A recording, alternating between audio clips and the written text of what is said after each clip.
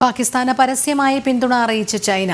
Pakistan deputy പ്രധാനമന്ത്രി Muhammad Ishaq ദാറുമായി Chinese വിദേശകാര്യമന്ത്രി Wang Yi ടെലിഫോണിൽ ചർച്ചകൾ നടത്തി. സ്ഥിതിഗതികൾ ചൈന നിരീക്ഷിക്കുകയാണെന്നും പാകിസ്ഥാൻ മുന്നോട്ട് വയ്ക്കുന്ന സ്വതന്ത്ര അന്വേഷണത്തെ പിന്തുണയ്ക്കുന്നതായും ചൈന അറിയിച്ചു. മികച്ച സുഹൃത്തായ പാകിസ്ഥാന്റെ സാഹചര്യം മനസ്സിലാക്കി പൂർണ്ണ പിന്തുണ ഉറപ്പാക്കുമെന്നാണ് ചൈനയുടെ നിലപാട്. ചൈനീസ് വിദേശകാര്യമന്ത്രി വാങ് യി പാകിസ്ഥാൻ ഡെപ്യൂട്ടി പ്രധാനമന്ത്രി മുഹമ്മദ് ഇഷാഖ് ദാറുമായി ടെലിഫോണിൽ സംസാരിച്ചു. പഹൽഗാം വിഷയത്തിൽ സ്വതന്ത്ര അന്വേഷണം വേണമെന്ന പാകിസ്ഥാന്റെ ആവശ്യത്തെ അംഗീകരിക്കുന്നതായി ചൈന വ്യക്തമാക്കി. ചൈന സ്ഥിതിഗതികൾ നിരീക്ഷിച്ചുകൊണ്ടിരിക്കുകയാണ്. വിവിധ രാജ്യങ്ങളുടെ ഇടപെടൽ പഹൽഗാം വിഷയത്തിൽ ഉണ്ടാകുന്നുണ്ട്.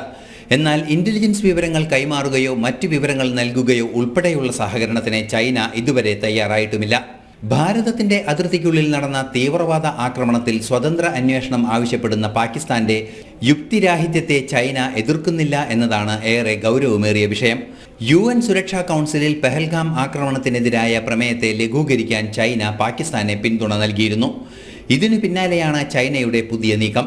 നയതന്ത്ര തലത്തിൽ ശക്തമായ തിരിച്ചടി പാകിസ്ഥാന് നൽകിയതോടെ വിട്ടുവീഴ്ചയില്ലാത്ത നിലപാടിലാണ് ഭാരതമെന്ന് ലോകരാഷ്ട്രങ്ങൾക്ക് വ്യക്തമാകുകയും ചെയ്തു.